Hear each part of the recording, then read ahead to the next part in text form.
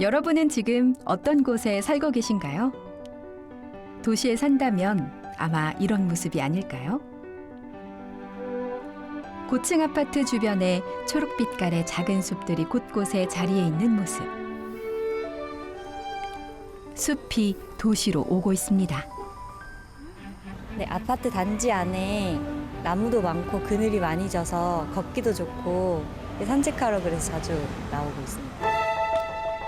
최근엔 역세권이 아니라 작게라도 숲을 끼고 있는 숲세권이 인기라는데요. 아파트 이름에 포레니, 숲이니, 그린 등이 붙어야 잘 팔린다 할 정도로 숲은 주거 선택의 주요 요인으로 급부상했습니다. 도시만 그럴까요? 숲이 없어질 뻔한 마을을 살리기도 했습니다. 변화를 만든 건 자작나무였습니다. 네, 아무래도 자작나무 숲에 이제 방문객이 많을 때 저희도 같이 이제 손님이 많은 편이에요. 자작나무 생기기 전에는 그냥 평범한 농촌 그냥 그렇게 보시면 되실 것 같고, 아무래도 자작나무 숲이 생기면서 관광지로서 좀 더 발전된 그런 느낌입니다.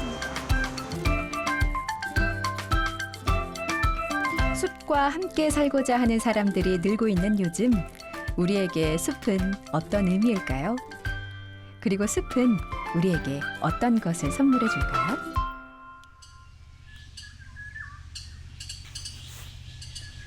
전라북도 진안. 말의 귀 모양을 가진 마이산이 품고 있는 이곳은 예부터 산세가 좋고 풍소지리학적으로도 뛰어나 유명한 곳인데요.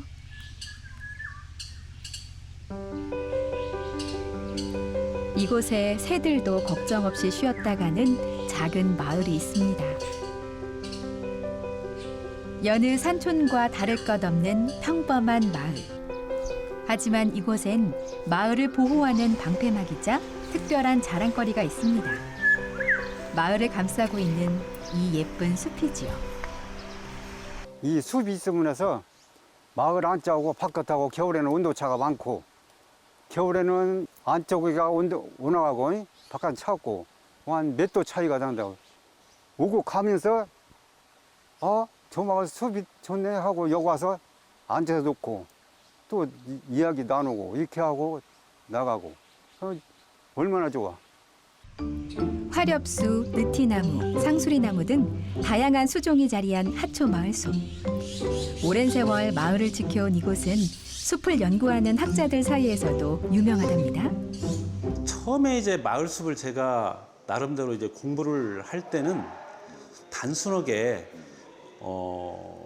풍수비부적으로 마을이 허니까 수구마기로서의 역할을 한다고 생각했는데, 실제적으로 좀 더 여러 마을을 조사해 보니까 이 마을숲 조성은 마을 사람들한테 생존과 관련되더라고요. 그래서 지난해도 수많은 마을이 있는데 몇 개 마을의 사례를 보면은 화재로 인해서 마을 전체가 불이 났다는 거예요. 그래서 마을이 완전히 황폐화됐다는 거예요. 그러면 일반적으로 이제 생각할 때는 그곳을 떠나서 다른 데에다가 이제 마을을 조성할 것 같은데, 그렇지 않고 그 마을을 그대로 두면서 살아갈 방도를 찾았는데, 그게 말하자면 마을숲을 조성하는 거였던 것 같아요. 풍수학적으로 마을의 나쁜 기운을 막고자 조성한 숲이지만 실질적인 기능도 했습니다. 거센 바람 등 자연재해를 막을 뿐 아니라 숲이 워낙 울창해 밖에선 안이 보이지 않아 일제강점기에도 마을에 피해가 없었던 거죠. 그 후로도 지금까지 주민들은 숲을 신성한 장소로 여기고 너나 할 것 없이 돌보고 있는데요. 마을에 화재가 잦았던 시절엔 숲에 물을 관장하는 신인 돌거북을 세워 빌기도 했지요. 마을의 안녕을 위해서 정월 초 사흔 날이요. 지금도 해마다 지내고 있거든요. 당산제를. 저쪽 보시면 저쪽 탑에 거북바위라고 있어요. 거북바위 거기에다가 마을 사람들이 다 오셔가지고 소지도 올리고 제사를 깔끔히 초사한 날 제사를 해마다 지내고 있죠. 그렇게 보호한 숲은 주민들에게 뜻밖의 선물을 선사했습니다. 마을 안쪽에 있는 이 농경지는요, 훨씬 더 수분도 많이 보존될 뿐 아니라 온도 자체도 높아요. 온도도 높아요? 예, 마을 안쪽이 훨씬. 그래서 농업 생산력이 훨씬 실은 높아요. 이 마을 숲이 있음으로 해서 거기에 낙엽이 떨어지고 또 수많은 그런 새들이 와서 여러 가지 그 분비물을 갖다가 이렇게 내기 때문에 그 딴 곳에 비해서 훨씬 더 그 부분이 지른 땅으로도 만들 수가 있는.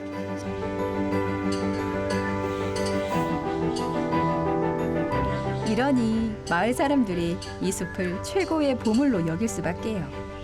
2005년엔 아름다운 숲 전국대회 마을숲 부문에서 수상을 하면서 유명해졌고 다양한 외부 행사도 개최하고 있는데요. 하초 마을숲 덕에 작은 산골 마을도 조금씩 유명해지고 있는 거죠. 2017년엔 산림문화자산으로 지정되기도 했습니다.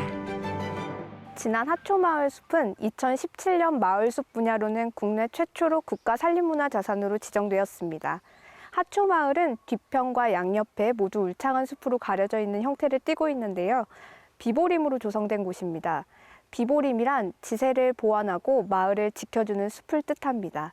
숲에는 돌탑과 선돌, 풍요의 상징인 거북돌이 있으며 마을의 안녕과 풍요를 기원하는 당산제와 고목제를 현재까지 지내고 있어 역사 문화적 가치가 높게 평가되었습니다. 숲에 주민들의 공동체 의식까지 담겨 있다는 판단에서인데요.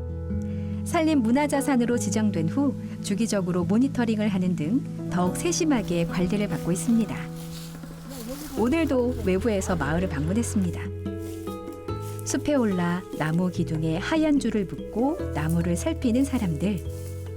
무슨 문제라도 생긴 걸까요? 그 느티나무 숲 옆에다가 이식하려고 지금 하고 있어요. 거기 숲이 잘 돼 있는데 이식을 다시 하는 이유가 있어요? 여기 숲을 조금 더 넓히려고.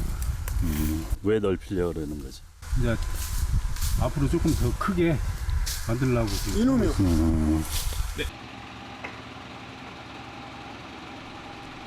특별한 작업도 있습니다. 가지치기와 함께 죽은 가지도 제거해야 한다는데요. 숲을 건강하게 관리하는 방법이기도 하지만 많은 이들이 찾아오는 곳이기에 안전사고를 예방하기 위한 목적도 있습니다.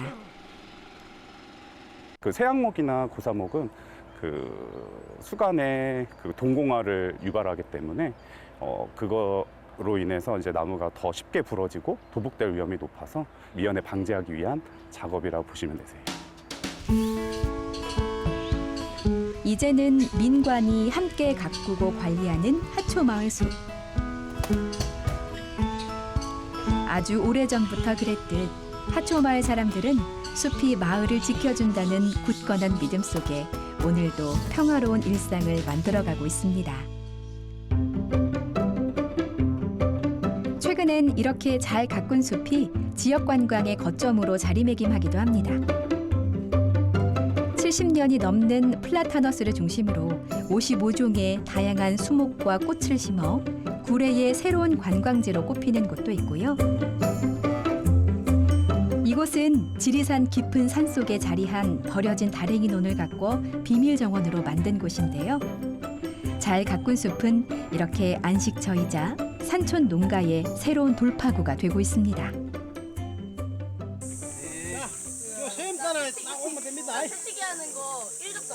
사람들이 이처럼 나무와 숲을 찾는 이유는 숲이 주는 편안함 덕분일 텐데요. 숲의 가치는 어느 정도일까요? 산림청 조사에 따르면 숲은 54만 개의 일자리를 창출하는 한편 연간 146조 원의 산림산업 매출액과 259조 원의 공익적 가치를 포함한 총 405조 원에 달하는 가치를 창출하고 있습니다.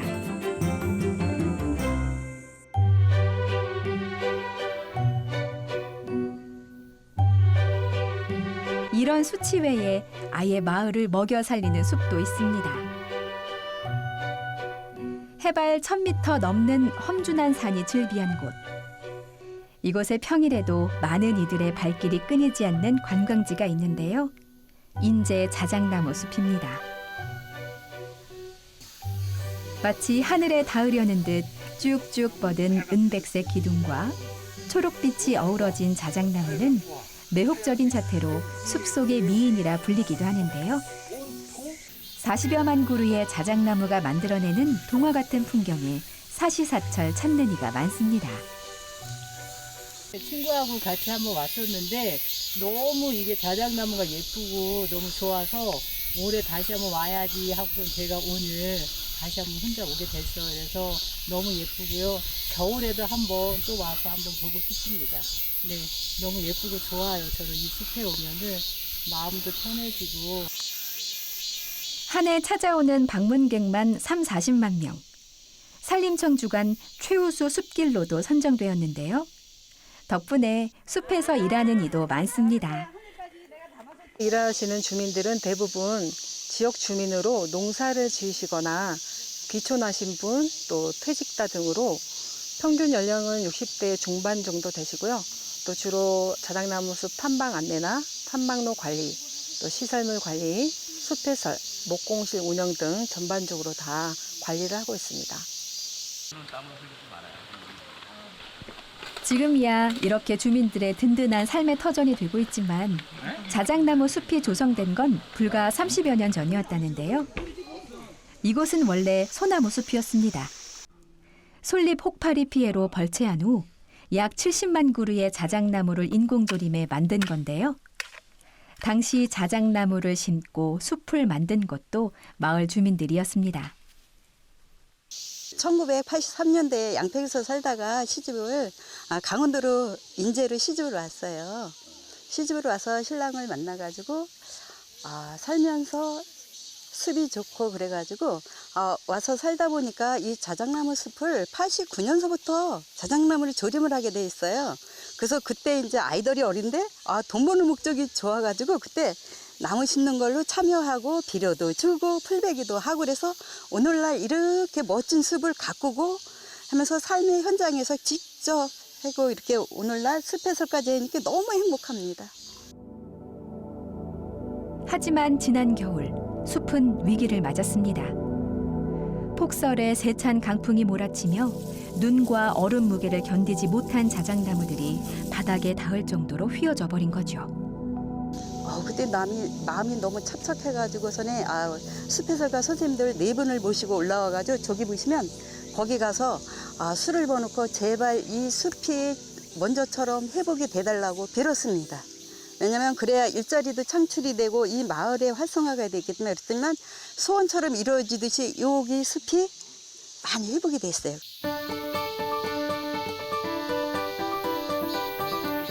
겨울 내내 사람들은 그렇게 수시로 숲을 찾아와 기도를 하고 나무 위 눈과 얼음을 일일이 털어냈다는데요. 그 덕일까요? 숲은 이제 70-80% 정도 회복돼 많은 사람들이 찾는 곳으로 다시 돌아왔습니다. 그리고 여전히 마을 주민들에게 큰 선물을 안겨주고 있습니다. 주민들은 그곳에서 다양한 나무 제품을 만들어 팔기도 하고요. 마을에서 생산한 작물을 판매하는 활로도 되고 있습니다. 좋아요. 여기 파프리카. 네. 이 파프리카 싸고 싱싱한 것 같아요. 아시네. 네. 조금 있으면 자주 나와요. 파프리카. 제가 여기 한 10년 넘게 다니는데 네. 농산물 괜찮은 것 같아요. 여기는 어떻게 해서 다니기 시작하신 거예요? 자작나무 숲을 좋아하다 보니까 네. 제가 좀 우리나라 자연을 많이 좀 숲이 좋은 데를 많이 찾아다녀요. 찾는 이가 많다 보니 출입구는 늘 붐비는데요. 그런데 주차 요금을 낸 관광객들이 뭔가를 받습니다. 이건 인근 지역에서 쓸 수 있는 상품권이랍니다. 이렇게 돌려드립니다. 그렇게 쓰세요. 직진해서? 지역 경제를 더욱 활성화시키기 위해 찾은 방법인 거죠. 숲 주변엔 자작나무란 이름이 붙은 식당도 많은데요. 숲을 찾은 손님들의 발길은 자연스럽게 주변 식당으로 이어집니다. 관광객들의 반응은 어떨까요? 자연에서 나오는 노래향 있잖아요. 그냥 이게 뭐 신나고 들어간 느낌? 근데 옛날에는 버스하고 지나가서 저들의 자작나무 이러면 그냥 그 자작나무구나 이랬는데 현실적으로 내가 그 속까지 들어가니까 여기 그 천국 너무 멋있다. 너무 재밌었어요. 되게 좋은 거죠. 저희는 좋은 거 보고 가는 거고 기분 좋아 가는 거고 여기 있는 분들은 또 그걸로 생활을 하시는 거잖아요. 근데 어찌 보면 그거보다도 저희가 더 좋음을 많이 가져가는 걸걸요.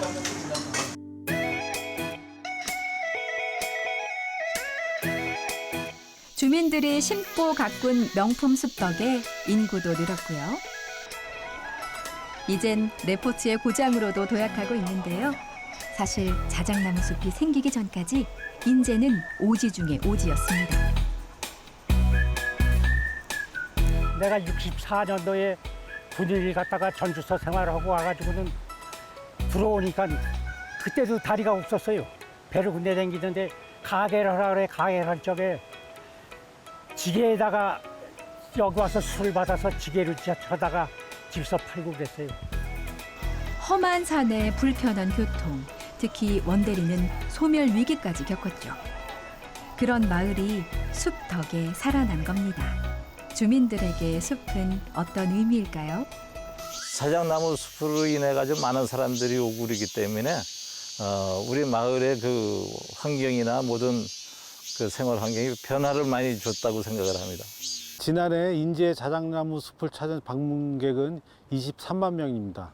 이로 인한 경제적 효과는 441억 원이며 고용 유발 효과는 332명입니다. 이처럼 우리나라의 산과 숲을 모두가 누리는 가치 있고 건강한 숲으로 만들어 나가겠습니다. 특히 기후위기에 대응하여 국민 안전과 탄소 중립을 실현하고 산림자원으로 신성장 동력을 창출하여 지역경제 활성화에 기여하도록 하겠습니다.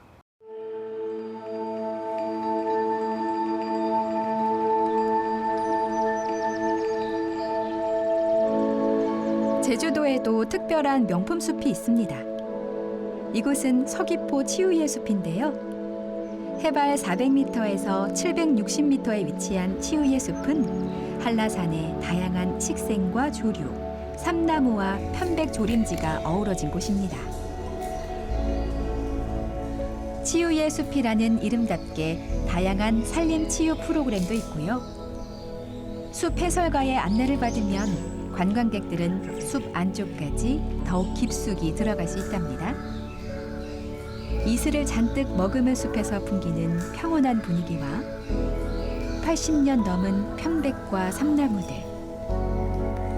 오랜 세월 나무에 내려앉은 이끼로 초록색으로 변한 기둥까지 마치 시간을 거슬러 고생대 어느 숲에 불시착한 것 같은 느낌마저 들게 하는데요.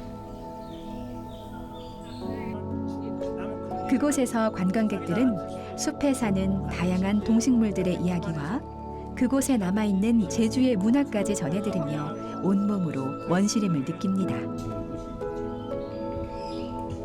안개가 이렇게 살짝 걸친 게 뭔가 그 해리포터에 나오는 그 숲 같아서 뭔가 좀 더 재밌었어요. 꿈꾸는 것 같고 신비한 느낌? 그리고 또 나무가 너무 웅장해서 그게 거대한 느낌도 나서 도심에서 절대 볼 수 없는 그런 광경들이라서 약간 꿈꾸는 듯한 느낌? 뭐 그런 느낌이 나는 것 같아요. 왜 치유의 숲인지 조금 알 것 같아요. 느낌적으로. 이 신비로운 숲엔 또 어떤 이야기가 있을까요?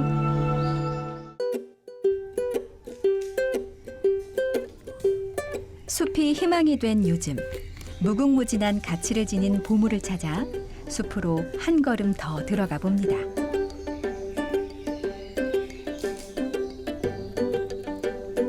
이곳은 불가시나무와 엄부랑 나무 등이 신비로운 분위기를 자아내는 곳, 서귀포 치유의 숲입니다. 원시림의 몸과 마음은 절로 편안해지고 때론 야생동물을 만날 수 있는 행운도 있는 곳인데요. 2017년엔 전국에서 가장 아름다운 숲으로 지정되며 제주의 대표 관광지가 되었습니다. 그 덕에 주민들에게도 새로운 일자리가 많이 생겼는데요. 숲 해설가인 오성옥 씨 역시 이곳 출신이랍니다. 숲을 찾는 주민들에게 숲에 관한 모든 사항을 될 수 있는 한 알기 쉽고 재미있게 숲의 모든 생물들이 살아가는 모습을 보고 느끼고 깨달도록 해서 자기 삶과 연계해서 건강은 물론 보다 나은 몸과 마음이 건강한 보다 나은 삶을 할 수 있도록 그런데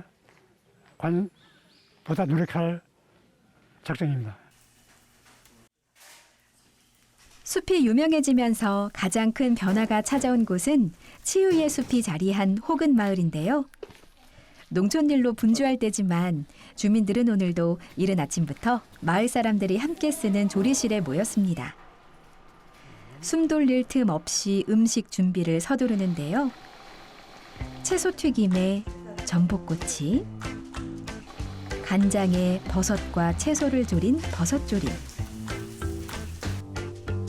그리고 메밀가루로 만든 반죽 위에 물을 올려 말아서 만드는 제주도 전통 음식 빙떡까지.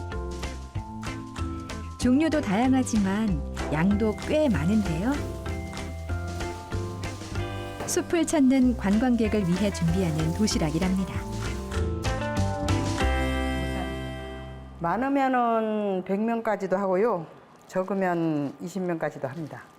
그 자연휴양림이랑 살인의 숲이랑 해서 이렇게 3개 숲이 이렇게 1년에 한 번씩 행사를 해요. 평상시에도 준비하지만 오늘은 행사가 있어 더 많이 준비를 한 거라는데요.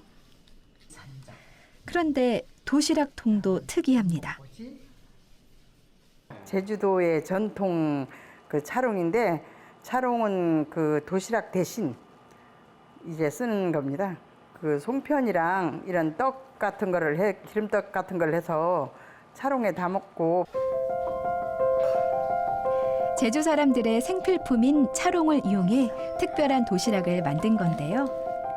도시락을 만드는 게 호근마을의 마을 사업이 되면서 주민들에게 전에 없던 일자리가 생긴 겁니다. 덕분에 70년간 차롱을 만들어 온 오영희 어르신도 다시 바빠졌습니다. 여름에는 이 저 구멍이 좀 선섬 있어가지고 좀 변하지를 않아. 옛날에 냉장고도 없고 하니까 여름에도 뭐 마당에 밧줄 매가지고 음식 담아 넣어서 걸어놨다가 먹고 그 냉장고 없는 시절에 그랬어요. 통풍이 잘 되니까. 차롱은 대나무를 20여 가닥으로 가늘게 쪼개 엮어서 만드는데요. 쪼개는 것도 어렵지만 매듭이 풀리지 않게 하는 것도 기술이랍니다. 오랜 세월 고집스럽게 그 전통을 이어온 오영희 어르신. 서귀포 치유의 숲으로 차롱이 다시 각광을 받게 된 기분은 어떠실까요? 좋지. 그 사람들 피 잡아오는 거 아니면 물건도 사가고 나 용돈 생기면 좋지. 근데 우리 동네 사람들 이제 일거리 없는 사람들 거기 일하러 가서 그것도 좋고. 개막식에 사회를 보거라. 그 사이 치유의 숲에선 행사가 시작됐습니다. 번도 물어봤어. 관리소의 강완영 소장님입니다. 무대로 모셔봅니다. 서귀포의 아름다운 숲을 알리기 위해 치유의 숲과 2개의 숲이 함께 준비한 축제인데요. 매년 찾는 이들도 늘고 있답니다. 치유의 숲은 8년 연속 웰니스 관광지로도 선정됐는데요. 이런 명품 숲이 된 데는 마을 주민들의 협조가 있었기에 가능했답니다. 그래서 2016년도에 치유의 숲이 오픈되었지만 사실은 2012년도부터 이 활동을 하기 위해서 준비했었고요. 그리고 차롱도 이미 그 전부터 정말 정성스럽게 마을 주민들과 긴밀하게 연구를 하고 고민을 하고 담아낸 그런 결과물입니다. 그래서 저희가 웰리스 숲힐링 축제를 한다고 했을 때 뭐 어떠한 고민도 필요 없이 마을 주민들은 적극적으로 참여하셨고요. 그렇게 만들어진 차롱 도시락. 관광객들은 숲속 편백나무집에서 도시락을 맛볼 수 있습니다. 너무 좋고요. 작년에 예약하려 했는데 운영 기간 끝나가지고 원래 기다리다 예약했거든요. 더 맛있는 것 같아요. 공간이 따로 돼 있어서 너무 좋고 촬영이 끝에 있어서 구성이 너무 푸짐하고 좋은 것 같아요. 치유의 숲을 찾는 손님들이 하나 둘 입소문을 내면서 차롱 도시락은 이제 치유의 숲의 큰 자랑거리가 됐는데요.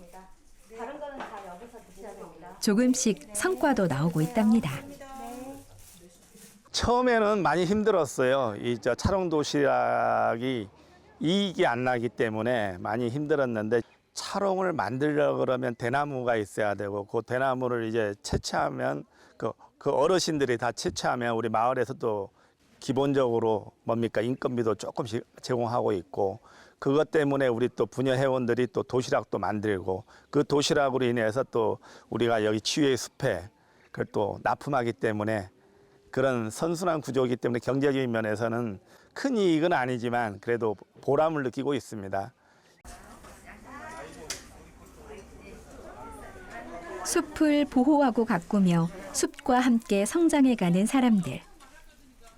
그들은 오늘도 숲에서 새로운 꿈을 꿉니다. 앞으로 풀어야 될 문제도 많이 있습니다. 이것을 어떻게 정말 브랜드화, 산업화 시킬지에 대한 고민, 그리고 수익을 얼마만큼 창출할 수 있을지에 대한 고민, 그리고 지금 너무나 많은 분들이 애정하시고 계시지만 이 메뉴들이 조금 더 발전이 돼서 또 각각 개인의 맞춤형으로 갈 수 있는 차롱 치유 밥상이 되기 위해서 정말 노력해야 될 것들이 아주 많이 있습니다.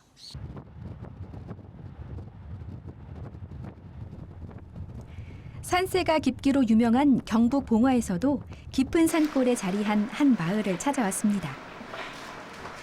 이곳에도 숲이 있어 하루하루 즐겁게 살아간다는 사람들이 있다는데요. 일반 작업자와 장애인들이 함께 일을 하는 한울 보호 작업장입니다. 몸이 불편한 분들이 많다 보니 작업은 장애 정도에 맞춰 분업화해서 진행하는데요. 평소엔 참기름과 버섯을 재배하고 있지만 최근엔 새로운 일이 들어왔습니다. 백두대간 수목원에서 교육용 씨앗 키트를 포장해달라는 의뢰가 들어온 겁니다. 3살 때 소아마비로 장애를 얻은 김석진 씨도 작업이 한창인데요. 일하는데 불편한 점은 없으신가요? 힘이 있는 지적장애인 친구들은 들어서 날라주고 또 지체장애인들은 손으로 할 수 있는 거는 또 머리를 써서 또 하고 이러니까 아주 재밌습니다. 조화가 잘 맞습니다. 부모 밑에 보호하다가 여기 왔는데 저분들이 과연 그 적응을 할까 싶었는데 와보니까 자기네 나름대로의 어떤 그 소통이 되고 사회성을 구성하고 또 그분 나름대로 언니, 오빠 뭐 이것 좀 해주세요, 같이 도와주세요 이런 그 활동을 하고 보니까 그 자주간 우리가 생각하는 이상으로 이분들 나름대로의 어떤 그 사회성이 잘 되고 일하는 데 지장은 없습니다. 숲이라는 인프라가 있어서 만들 수 있었던 이들의 자리. 작업자들은 어떻게 느끼고 있을까요? 일단 고무를 만드셨는데 흙을 만드시니까 오히려 더 좋아하시고 더 작업에 더 그 즐거움을 느끼셨습니다. 흙을 만진다는 게 요즘 만지기가 힘든데 이런 작업을 통해서 한 번 더 만져보고 함으로써 냄새도 훨씬 더 좋고요. 고무보다는. 그래서 더 즐거워하시고 있습니다.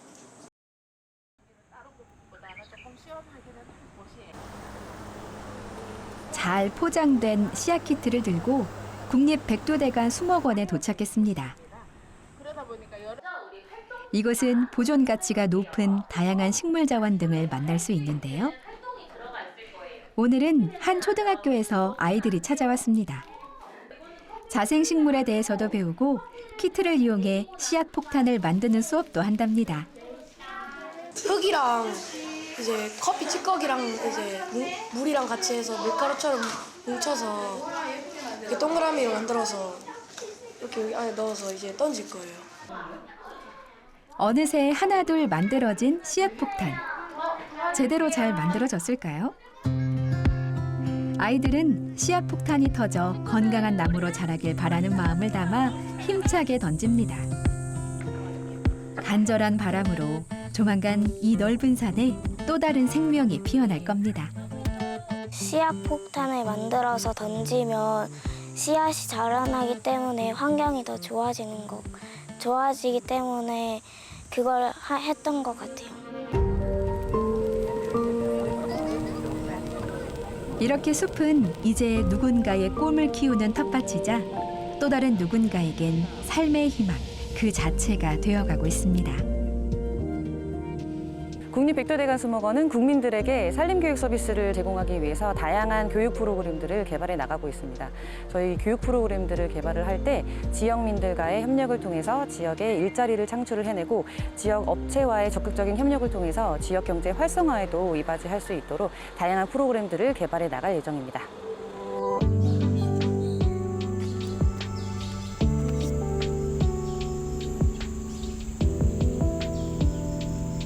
설계 당시부터 숲을 염두에 두고 도시를 건설한 나라도 있습니다. 산림 면적이 넓기로 유명한 나라 말레이시아인데요. 이곳에 자리한 특별한 녹색 도시는 수도인 쿠알라룸푸르에서 남쪽으로 25km 정도 떨어진 푸트라자야입니다. 도시 전체가 초록색으로 뒤덮인 도시인데요. 깨끗한 도시 분위기에서 느껴지듯 푸트라자야는 2011년 완공된 신도시입니다. 비대해진 수도 쿠알라룸푸르의 기능을 분산시키기 위해 행정 수도로서 만든 도시인데요. 우리나라의 세종시를 설계할 때 모티브가 되기도 했답니다. 그만큼 말레이시아는 이곳에 그들이 원하는 미래 국가의 청사진을 고스란히 담았는데요. 그중 가장 큰 특징은 녹색 도시를 표방하며 도시 녹지 비율을 무려 40%로 높인 거죠. 말레이시아가 이처럼 숲에 사활을 거는 데는 이유가 있습니다. 말레이시아는 세계에서 가장 큰 고무 생산국인데요. 푸트라자야가 건설되기 전 이 지역도 고무나무 농장이었답니다.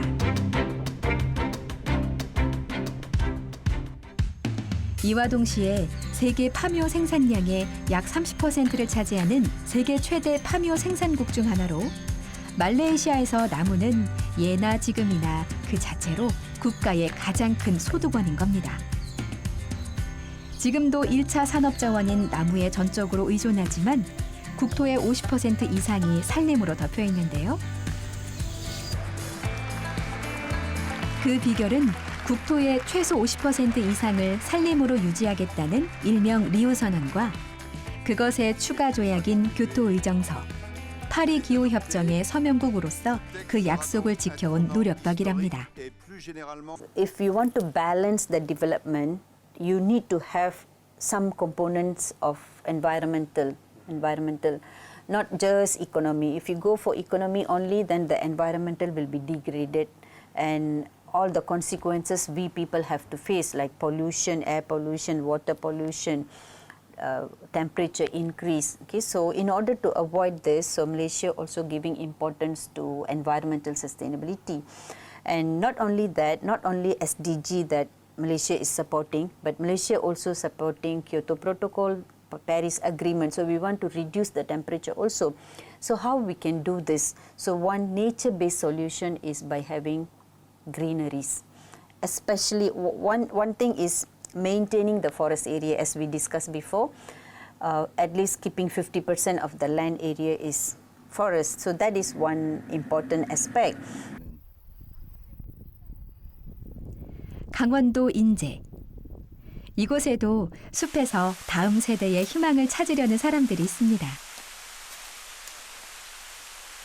해발 1100m, 자연 그대로의 원시림으로 천상의 화원으로 불리는 곰배령인데요. 그 기슭에 자리한 주황색 건물. 한 초등학교의 분교입니다. 그런데 작은 산골 분교에 아이들의 목소리가 가득합니다. 대체 어찌 된 일일까요? 이곳의 재학생은 총 9명. 더욱 놀라운 건 8명이 2년 새 도시에서 전학 온 학생들이라는 거죠. 6학년 서윤이도 작년 3월 가족과 함께 이곳에 이사를 오며 전학을 왔습니다. 일단은 여기는 학원이 없어요. 여기는 학원이 없고 도시보다 나무나 자연 같은 게 더 많고 약간 좀 더 깨끗해요. 싫었던 점은 별로 없고요. 좋았던 점은 곤충 많고 동물 많고 볼 거 많고 숲 많고 나무 많고 식물 많고 물고기 많고 그리고 친구들이 있는 거. 수업이 끝나도 아이들은 학교에서 배드민턴을 치고 전교생이 모여 연극 수업을 합니다. 학교에선 아이들 하나하나 더 신경을 쓰죠. 아무래도 9명밖에 없는 작은 학교이다 보니까 다른 학교 학생들하고 같이 활동할 수 있는 프로그램을 통해서 좀 다른 학생들하고 다른 친구들도 좀 만나는 기회가 있었으면 좋겠습니다. 학교를 나서면 어떨까요? 아이들은 학원차를 타고 학원을 가는 대신 자전거를 타고 마을을 누빕니다. 온 산이 또 다른 학교인 거죠. 이 작은 학교에 보내기 위해 부모들도 함께 이사를 왔는데요. 가족들은 학교와 연계된 숙소에서 생활을 합니다. 이숙경 씨도 1년 6개월 전 수원에서 이곳으로 이사를 왔습니다. 목소리가 굉장히 커졌어요. 왜냐하면 이제 도시학교에서는 한 반에 28명 정도 있기 때문에 사실 자기 이름이 하루에 한 번 불릴까 말까 하는데 여기서는 전교생이 작년엔 7명이었고 지금은 9명이라서 얘기를 들어보니까 하루에 여러 번 발표를 무조건 해야 된다고 하더라고요. 그래서 아들이 처음에는 그거를 조금 힘들어했어요. 근데 이제는 너무나 자연스럽게 발표도 잘하고 그 목소리가 커졌다는 건 좀 자신감이 많이 생기지 않았을까. 자기를 표현하고 나타내는 것에 자신감이 생긴 것 같아. 그게 가장 큰 아이들에게 있는 변화고. 작고 조용했던 산골 마을에 찾아온 변화. 주민들의 생활에도 달라진 것이 있을까요? 학교가 제대로 유지된다는 거, 그다음에 또 아이들이 웃음소리도 있고 그런 거가 가장 좋은 방법이, 좋은 적이지 않을까.